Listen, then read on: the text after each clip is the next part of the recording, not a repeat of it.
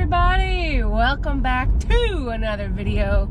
Today's long awaited day, so I don't have to begin every video saying I don't know if this name is gonna change, because moving forward from today on it will not change, because the results are in, people. The results from last episode's poll, with an astounding 63% in favor of Pengine chats. Hey, look at that. I actually quite liked a couple of the other suggestions, and that's why I threw it out to you guys, and Pengine chat was the winner. So from now on, until these stop potentially being made, this shall forever be known as Pengine chat, which is kind of nice, because then I don't have to go back and change the other 7 videos that I've posted, and I'm happy that you guys like the name. So in this episode of Pengine chat, a question was asked of how do you sell your pens that are no longer your favorites? And that's a really interesting question, because I think a lot of people go about it differently, and there's a lot of different ways to sell your pens. I prefer to do it in person.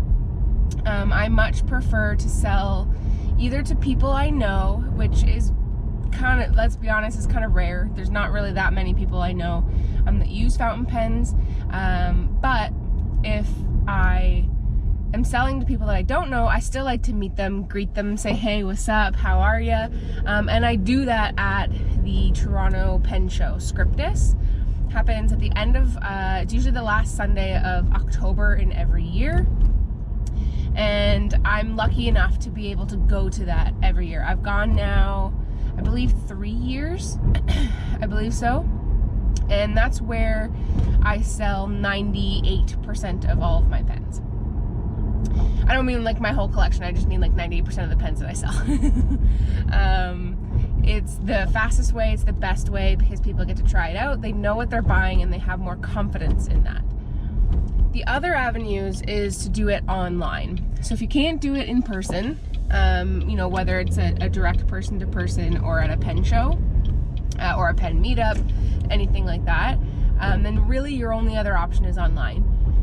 So I still will try and go through my Instagram, which is just Pens and Tea, because people on my Instagram are a little bit more engaged as far as like connected to the content that I put out. They know me a little bit better. So if you're buying a pen off of me on Instagram, chances are you know me a little bit, so you have more confidence in purchasing something online.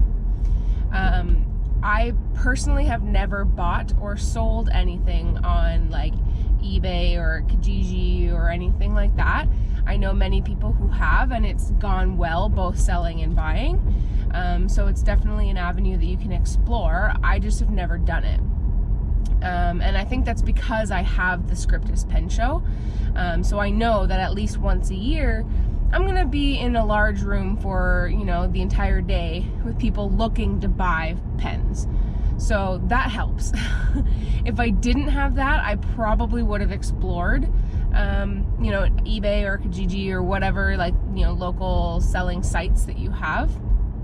I have tried selling things online that aren't pens, like I've, listed my old guitar and like amp and things like that, and I've had mixed results. So I've never done it with pens, but it's definitely there for you. Then the second kind of catch to that is, okay, you've decided what pens to sell, you've decided the mode you're going to sell it, what price do you sell it at?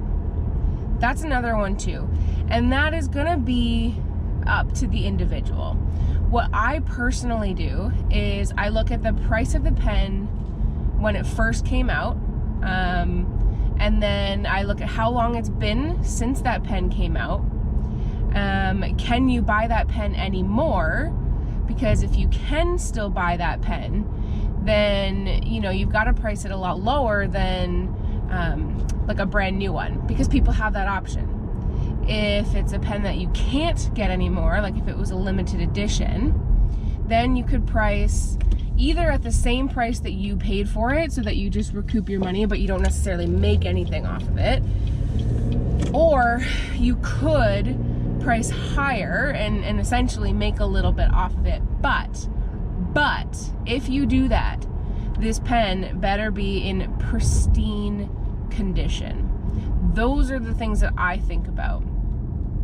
Typically speaking, I will take a fairly big loss on my pens. I don't sell them to make a profit. I don't think it's feasible to buy pens, sell them like 5 years later and make a profit as just like a business model. I don't think it's really worth it. So typically speaking, when I sell my pen, it's at least 30% less than what I paid for it.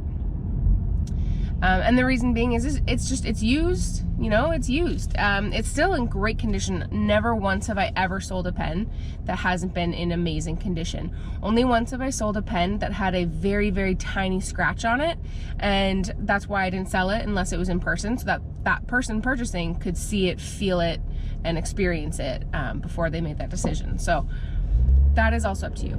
If you're going to be selling a pen that has a lot of signs of wear on it, but still functionally is fine, then clearly you're going to have to sell it for much, much less than what the pen originally was worth, because it's in rough shape.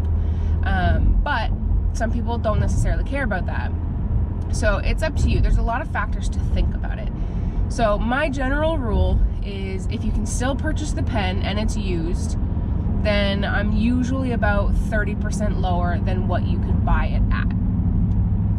If you can't buy the pen anymore and it is in like crystal conditioning, I will sell it basically for what I bought it for.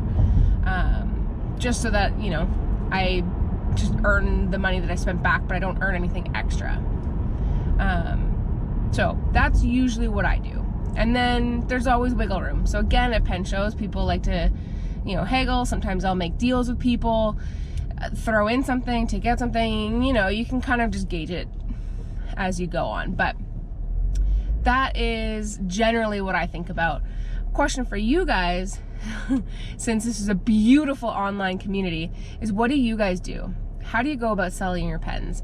And when you do decide to sell your pens, what do you, you know, think about when you're setting price points? Let me know in the comment section down below. And guys, as always, like and subscribe that video, and I'll see you next time. Bye.